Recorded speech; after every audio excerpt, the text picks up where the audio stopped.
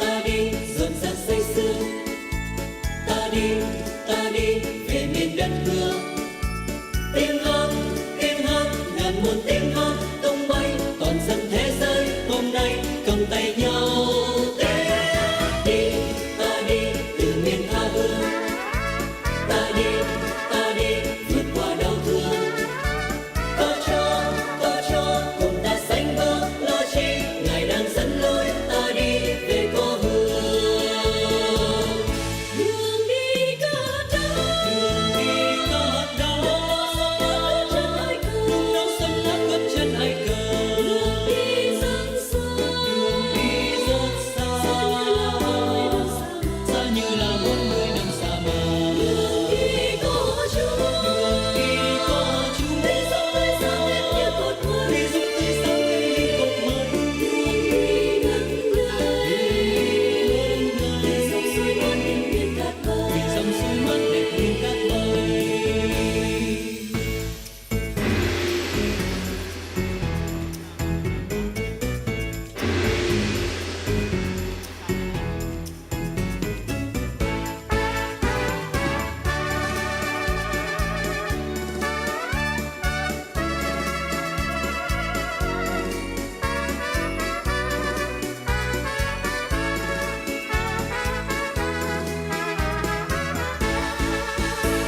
Ta đi rộn ràng say sưa, ta đi về miền đất hứa.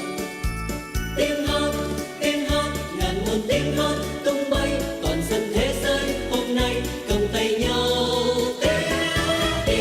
Ta đi từ miền tha hương, ta đi vượt qua đau thương. Có cho cùng ta sánh bước lo chi ngài đang dẫn lối ta đi về cố hương. Đường đi có đau, nung nấu sấm nát gót chân ai cờ. Đường đi rất xa, xa như là 40 năm xa bờ. Đường đi có Chúa, để dòng tươi sáng lên như cột mây. Để dòng tươi sáng lên như cột mây. Để dòng suối mát đẹp như cát bơi. Vì dòng suối mát đẹp như cát bơi.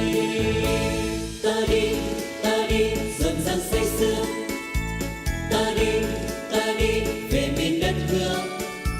Tiếng hát ngàn muôn tiếng hát tung bay toàn dân thế giới hôm nay cầm tay nhau. Ta đi từ miền tha hương, ta đi vượt qua đau thương. Có cho cùng ta sánh bước lo chi ngài đang dẫn lối ta đi về cố hương. Ta đi từ miền tha hương, ta đi vượt qua đau thương. Có cho cùng ta sánh bước lo chi ngài đang dẫn lối ta đi về cố hương. Ta đi về cố hương. Ta đi về cố hương.